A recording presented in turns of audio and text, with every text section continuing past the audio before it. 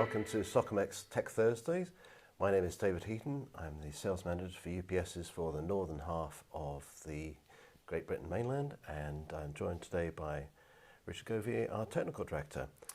Good morning. So, as you probably realise, it's Richard sitting here and not Neil Sydenham. Neil has been called away to a site meeting today, so I'm afraid you're going to have to put up with me, David, as your co-presenter. So, any questions or as we go through the presentation, please do put them in the chat, and we'll get back to you at the end of the presentation if we have time. If not, we will get back to you via email after the presentation is finished. So, over to you, David. Thank you, Richard.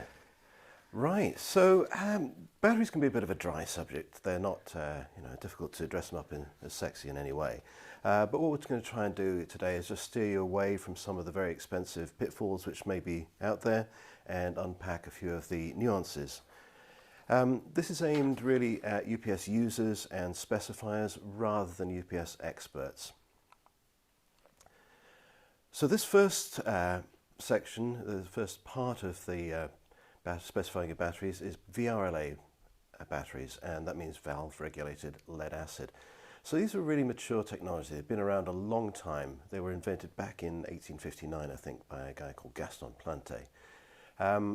As a result of being around a long time, they are relatively low cost. They're excellent for recycling. On the downside, they're a little bit, life is not as long as it could be unless you pay a lot for special ones. So 5-year life for cheap ones, 10-year for more expensive ones. They're quite temperature sensitive in their performance and life. They're large and they're heavy, and they're a bit slow to recharge compared to other batteries. Lithium-ion batteries, you'll all have heard of those, and part 2 of this Tech Thursdays will be Richard presenting lithium-ion batteries in a few months' time. So that's a very fast-changing technology, very fluid at the moment, and being driven by not just the energy storage sector, but also the automotive sector.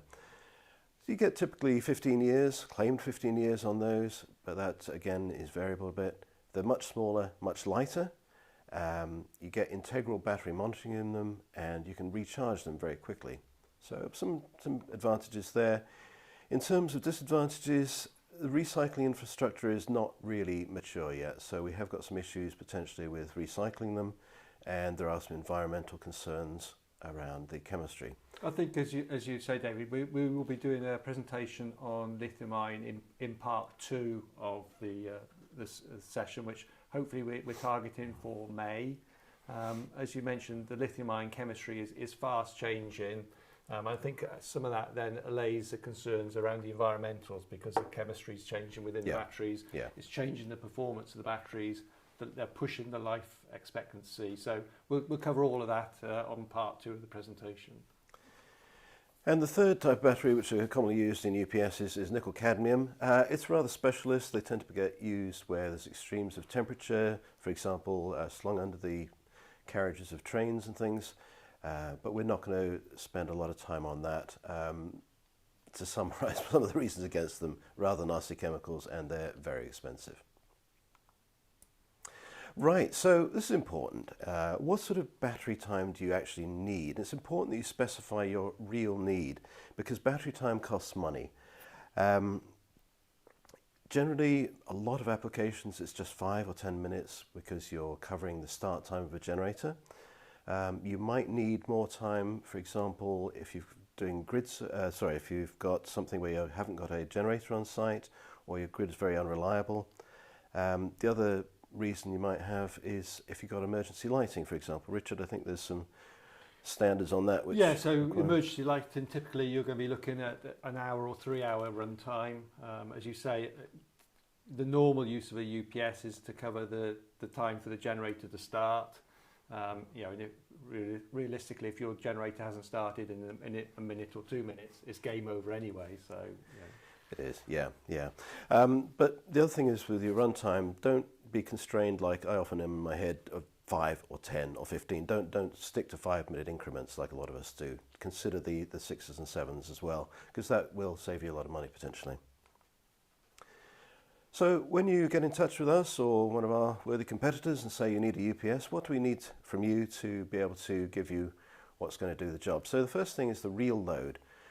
it's very tempting, and people round up or they just look at sum of all the ratings, but spend some time figuring out what the real load is which you need to back up. And if you can give us that in watts or kilowatts rather than VA or kVA, again, there can be a saving, because we're not assuming that the power factor is always going to be 1. It often is less, which in terms of the batteries only see the kilowatts, not the VA, it's the DC. Another factor really important is, are the sizing the batteries from when they're new or when they're at the end of their life. Now, end of life in this context is defined as when they've reached 80% of their capacity when new. So we oversize the batteries by 25%, 1 divided by 0.8, to get that extra capacity, such that when they've reached the end, you still get your design autonomy. It means day one you're going to get a bit more. Yeah, and that's really important, because if you're sizing for day one versus end of life, you're talking about a 25% difference in price, and also a significant increase in the space you're going to need to allocate for those blocks. So, you know, if you need to understand what the client needs if you're specifying day one or end of life. And if you have 2 quotes and you're thinking, hold on, how are they so different in price, then look at the batteries and look what's being specified if they're specifying day one or end of life, because this 25% has a significant impact on the cost of the system. Yeah, just if you're comparing quotes for UPSs, especially if you're looking at the end of life or not, a really good way of checking if people have done the battery sizing the same is to look at the weight of the batteries, because weight is pretty closely proportional to the capacity. Certainly with VRLAs it is. So yeah, look at the weight, and if one is a lot different than the other, then somebody's either undersized or oversized their batteries. Yeah, so a very good point there. The other thing is battery temperature. So batteries, unlike their life, as they get cooler, they lose capacity. So a warm battery will store more energy. So most IT rooms run at 20 degrees C, plus or minus a few degrees. So it's important, again, in your spec to say what temperature the battery is going to be used at. If you don't, you might get some people sizing for 25, which means they can get away with a slightly smaller battery on the quote, where you might find then at 20 degrees you're not getting quite what you had anticipated. It's about 5 to 7% difference between 20 and 25 degrees C. So, when we're sizing batteries, what are the variables we can use to give you a smaller or a larger battery and therefore runtime? First one is the technology and the chemistry. So if you're using a cyclic battery, so if you're doing grid services, for example, if you're feeding the grid on a regular basis, or you've got very regular dropouts, then you'd need a special battery. The normal batteries in UPSs are standby. It means they just sit there for months, weeks on end, and they just occasionally have a discharge and recharge cycle. The other thing is, if you're using the number of, sorry, I beg your pardon. The other way we can vary things is the capacity of the cells. So if you have a physically bigger cell, it gives you greater capacity. So a big battery, more capacity, as you would expect. We then stack these cells up in a string, multiple blocks. So block is a box with a number of cells in it. Typically 6, 12-volt battery, but you might also have 6-volt batteries with 3 cells in them. So we stack those up. Typically nowadays about 40 12-volt blocks in a string, so you're looking at 480, 500, 600 volts. It used to be a lot less than that. That's constrained by the voltage ratings of the switchgear and the electronics in the UPS. And then to get more capacity, we just connect multiple strings in parallel. Right, so what do we put those batteries in? Well, there's several ways we can do it.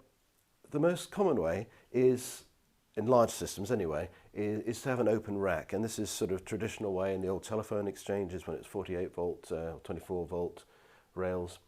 So you can see it's very open, so it's very easy to build, it's easy to maintain, and there's good ventilation around it. The danger with this is the danger. In other words, it's accessible to people who could touch the terminals. Obviously there's protection on the terminals, all that sort of stuff, but it still is a safety hazard. So you have to make sure this is in a locked room where the wrong people can't get to it if you're using it. And just before you click on to the next section, the cabinet on the end, I know we're going to cover it in the slides that come, that's the battery circuit protection. It's a sizable cabinet. So when you're looking at the space required for UPS, and the batteries, you need to take that into account, because all too often sizing's done for the battery racks, and that's fine, but they miss that enclosure at the end, the battery circuit protection. So it's important that that's taken into account. Okay, the next thing is a cladded rack, which, as the name implies, is a rack with some cladding on it, and the doors here are, you can only get to the batteries with a key, so it's keeping out people who shouldn't be in there. Battery cabinets, sounds fairly straightforward. They differ from the cladded racks in their mechanical construction, in that they're built as a single cabinet rather than a rack with covers. But the beauty of these is we can build them in the factory and ship them directly to site. So the benefits of that is the cost, really. It might seem a bit counterintuitive, shipping big heavy things around, and Richard will talk about that in a second, but it does allow us to sell it as a lower price because the labour in the factory is cheaper than the labour at site. And also we have a rather cool platform at the factory which sinks into the floor, such that the guy building them is picking the batteries off a platform onto the shelf, wiring them up in place, and then it sinks down so he can do the next one. And as these things are typically 32 kilograms, the most common ones, but they can be heavier than that, that's quite a saving. Richard, do you want to say? You know, as you say, there's savings to be had there if we can use the battery cabinets from the factory. You know, a pre-built cabinet is 1,600, 1,700 kilograms, so a sizable weight cabinet. So what's really important is that you understand where that's going to go and how you're going to get it to your final position. So site surveys, you need flat level access for those. If you've got steps or tight corners, that's not going to be applicable, because if we have to break them down when they get to the UK and then rebuild them in their final position, you've just negated all the cost savings. If they're going onto a raised floor as well, it's a sizable weight to get up onto a raised floor. So cost savings to be had, but you do need to understand where they're going and how they're going to get to their final position. Thank you. Right, and then finally we can put the UPS batteries within these UPS cabinets. So you've got the electronics at the top and the batteries at the bottom, just to keep center of gravity low while transporting them, and that saves you in terms of footprint and the cost of an extra cabinet. We can go up to about 80 kVA, 5 minutes with that application, and that's quite a popular one amongst some of our bigger customers. Right, overcurrent protection. This is really, really important. So if you take anything away from this today, pay very good attention to battery protection. Having said that, as a specifier and a user, the responsibility doesn't really fall on you, it falls on us. So we will do the maths on that. But it's so important because a small, tiny UPS rack mount one could even have fault currents of a couple hundred amps. But big systems like the big battery rack we looked at on the last slide, you're looking at high thousands or even tens of thousands of amps, 600 volts. So the energy is frightening. And obviously, the associated risk of arc flash, and obviously the damage and the injury that can cause to engineers and people in that room. Understanding fault current at day one, end of life is really important, and size and the protection accordingly.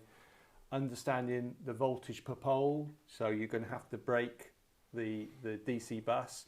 Are you going to break it on a single pole, or are you going to put poles in series? Where is the short? Is it across poles, or is it a short to ground? All of this really has to be taken into account when you're sizing BCBs. And if you just go back, David, to the previous slide, that cabinet is a sizable cabinet. I know we've mentioned it already, but all too often that's forgotten in the overall specification of the system, and you need to allow for that, because otherwise you're going to be constrained in your space. Yeah, also worth mentioning, if you're replacing a system, you might want to, that may grow in your new one. If you've got more strings. Because the specification and standards around circuit protection, battery circuit protection in particular, keeps evolving, and you have to take into account day one, end of life, etc. It's significant design work. Yep. So as Richard's mentioned, the calculations are complex and these things can be big. So take it seriously, and this is why.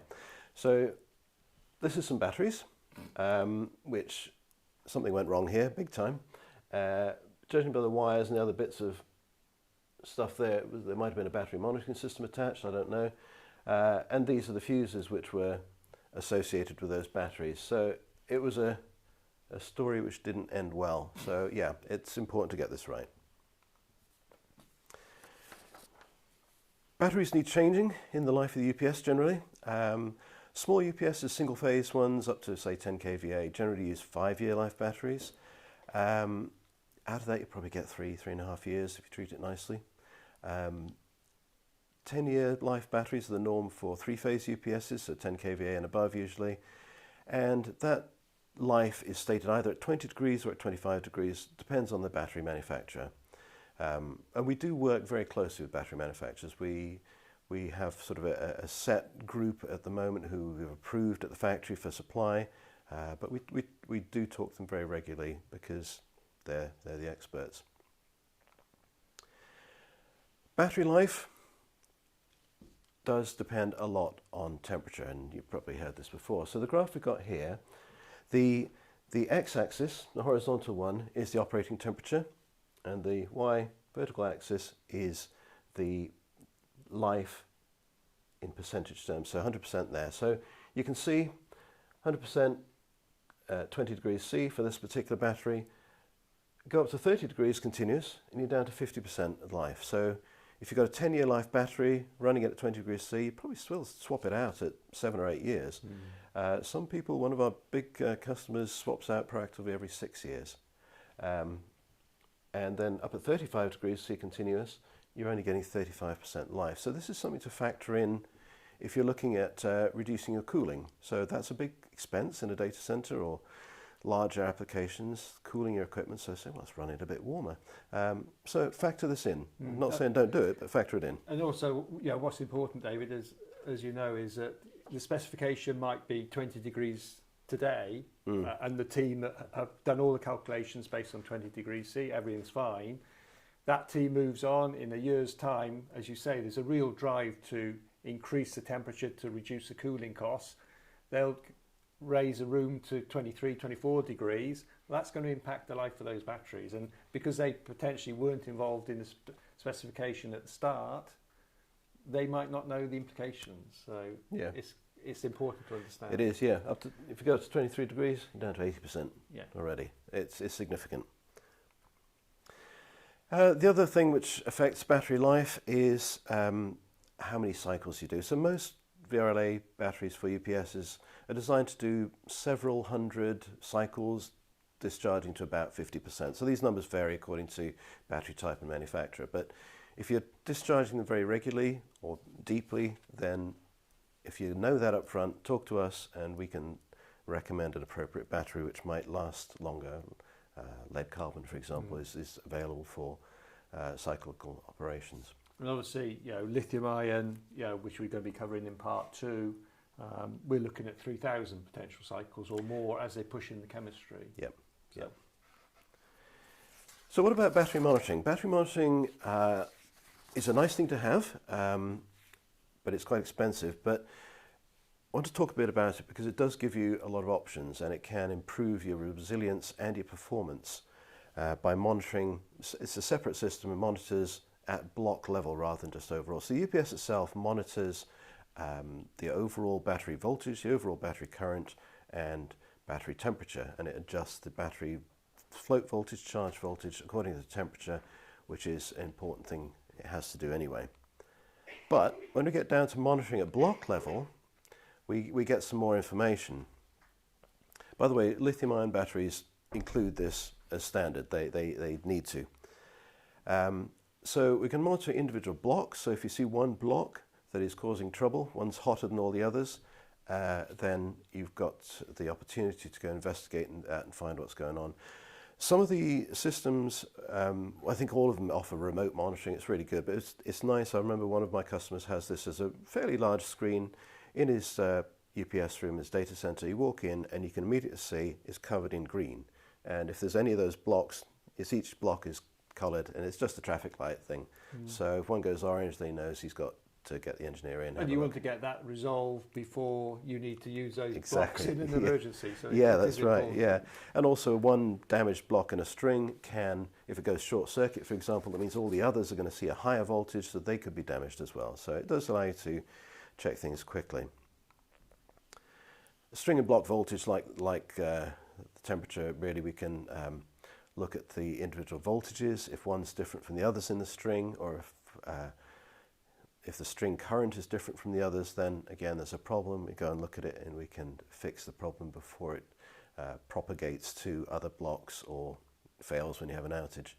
Block impedance, again, block by block this time, and that tells you, that's a really good indicator of battery health or coming to the end of its life as the impedance starts to go up. Ripple voltage and current, that's not a battery issue, but it will become one. So if you get high ripple voltage or high ripple current on the batteries, that's usually a charger, UPS charger issue, but it will knacker the batteries eventually, so it needs attending to. Right, so do batteries need maintaining? Well, yes they do. Now, if you haven't got a battery monitoring system, and as I mentioned earlier, they are quite expensive, as lovely as they are, then you do need to be monitoring, maintaining your batteries and monitoring them manually during each maintenance visit. So we look for signs that something's wrong, so high temperature would be indicated by maybe a cracked or a swollen case. You can see them at a distance sometimes.